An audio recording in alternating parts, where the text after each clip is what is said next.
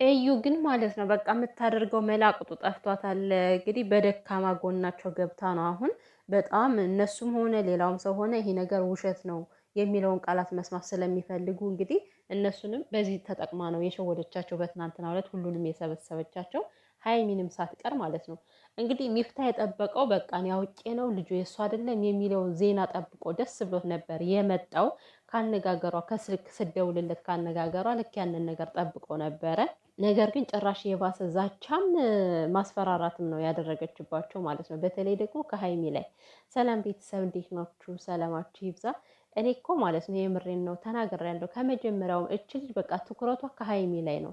ሁሉን ነገር የምትደፈድፈው ከሀይሚ ላይ። ለምን በቃ ከሀይሚ ተማራ በነገሮች ይሄ ጭንቅላቷ ተመርዞ ብሩኬ በቃ አድርጎታል ብላ አምና እንድትለየው ስለምትፈልግ ሁሉ ነገሯን ከሀይሚ ላይ ነበር ትኩረት ስታደርግ የነበረው።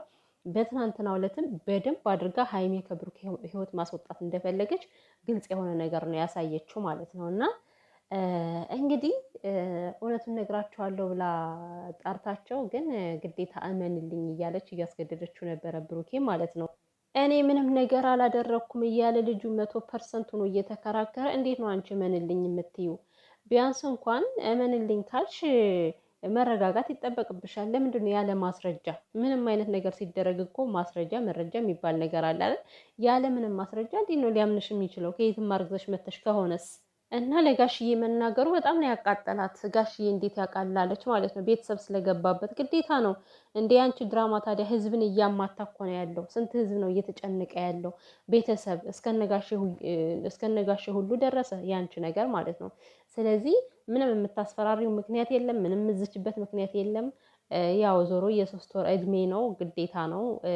ዲኤንኤ ተመርምሮ መታወቅ አለበት። ያኔ ነው አላምንም ካለሽ የእሱ ልጅ ሆኖ እኔ ልጅ አይደለም ብሎ ከተከራከረሽ ያኔ ምናልባት ማሳሰርም ፖሊስ መጥራትም ትችያለሽ። አሁን ግን ምንም አይነት ፖሊስ የምትጠሪበት ምንም ምክንያት የለሽም። እንደው ለማስፈራራት ካልሆነ ማለት ነው። ሞኝሽን ፈልጊ እናቴ። ብሩኬ እንዲህ በቀላሉ የሚፈራሽ አይደለም። በነገራችን ላይ ሲቀጥል ደግሞ ሀይሚ ላይ እጅሽን አንሺ፣ ሀይሚ ላይ አይንሽን ንቀይ። ሀይሚ ምን ታድርግሽ አሁን? ሀይሚ ከህይወት ሁለተኛ ድጋሚ እንዳላይሽ እሷ ሂዳ ስላሳየችሽ እሷ እኮ የሄደችው ማለት ነው ከብሩኬ ህይወት እኮ የወጣችሁ በቃ ለራሷ ነገሮችን መቋቋም አልቻለችም። እየተጨነቀች ነው።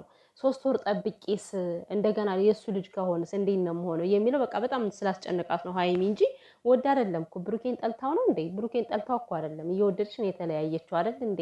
እና የእሷ መሄድ ለአንቺ መንገድ ተከፈተልሽ? ለአንቺ መንገድ ተከፈተልሽ ወይ እንዴ?